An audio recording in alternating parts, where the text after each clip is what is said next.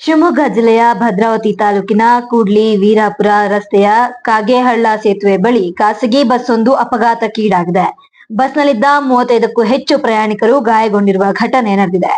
ದಾವಣಗೆರೆಯಿಂದ ಭದ್ರಾವತಿಯತ್ತ ಬರ್ತಿದ್ದ ಖಾಸಗಿ ಬಸ್ ಚಾಲಕನ ನಿಯಂತ್ರಣ ತಪ್ಪಿ ಕಾಗೇಹಳ್ಳ ಸೇತುವೆಯ ರಕ್ಷಣಾ ಗೋಡೆಗೆ ಡಿಕ್ಕಿ ಹೊಡೆದಿದೆ. ಬಳಿಕ ಬಸ್ ಸೇತುವೆಯಿಂದ ಕೆಳಗಿನ ಕಾಗೇಹಳ್ಳಕ್ಕೆ ಉರುಳಿ ಬಿದ್ದಿದೆ. ಅಪಘಾತದಲ್ಲಿ ಬಸ್ನಲ್ಲಿದ್ದ 35ಕ್ಕೂ ಹೆಚ್ಚು ಪ್ರಯಾಣಿಕರಿಗೆ ಗಾಯಗಳಾಗಿದ್ದು, ಕೆಲವರಿಗೆ ಕೈಕಾಲು ಮುರಿತ ಸೇರಿದಂತೆ ತೀವ್ರ ಸ್ವರೂಪದ ಗಾಯಗಳಾಗಿವೆ. ಅದೃಷ್ಟವಶಾತ್ ಯಾವುದೇ ಪ್ರಾಣಾಪಾಯ ಸಂಭವಿಸಿಲ್ಲ ಎಂದು ತಿಳಿದು ಬಂದಿದೆ. ಅಪಘಾತ ಸಂಭವಿಸಿದಂತೆ ಸ್ಥಳೀಯರು ಹಾಗೂ ಪೊಲೀಸರು ಸ್ಥಳಕ್ಕೆ ಧಾವಿಸಿ ರಕ್ಷಣಾ ಕಾರ್ಯಾಚರಣೆ ನಡೆಸಿದ್ರು.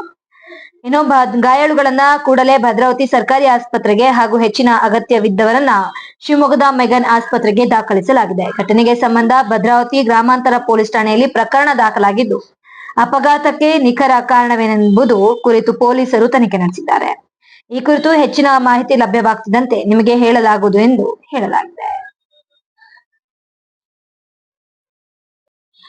ಇದೇ ರೀತಿ ಶಿವಮೊಗ್ಗ ಜಿಲ್ಲೆಯ ಪ್ರಮುಖ ಸುದ್ದಿಗಳಿಗಾಗಿ ನಮ್ಮ ಹಲೋ ಶಿವಮೊಗ್ಗ ಚಾನಲ್ ಸಬ್ಸ್ಕ್ರೈಬ್ ಮಾಡಿ, ಲೈಕ್ ಮತ್ತು ಶೇರ್ ಮಾಡಿ.